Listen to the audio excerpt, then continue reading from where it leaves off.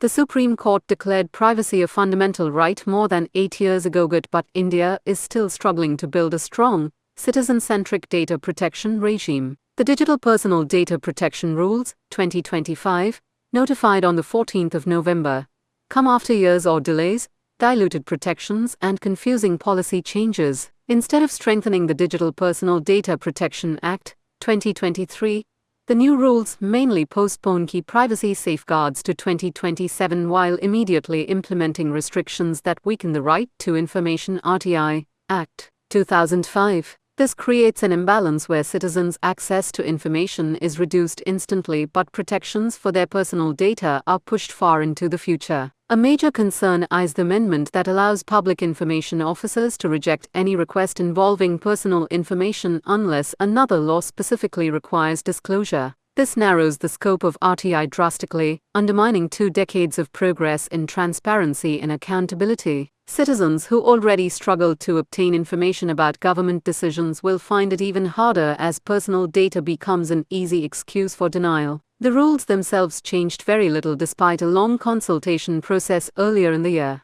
Even large technology companies such as Google, Meta, and Amazon have been given 12 to 18 months to comply, despite knowing the framework well in advance. This is widely seen as a sign of poor urgency and lack of genuine commitment to strengthening privacy protections. Another structural weakness lies in the institutional design. The Data Protection Board of India (DPBI), which will oversee compliance and address grievances, operates under the Ministry of Electronics and Information Technology. This raises a clear conflict of interest. The same ministry that actively promotes investments from major global data-driven companies will also supervise investigations into their data misuse. Such an arrangement compromises independence and undermines public trust. For ordinary citizens, the impact is stark. Their digital lives are increasingly exposed to both government systems and big tech platforms with little control, limited transparency, and weak grievance mechanisms. While companies and government bodies face minimal immediate obligations, individuals remain vulnerable. The aim of the Act ensuring privacy and accountability remains far from being achieved.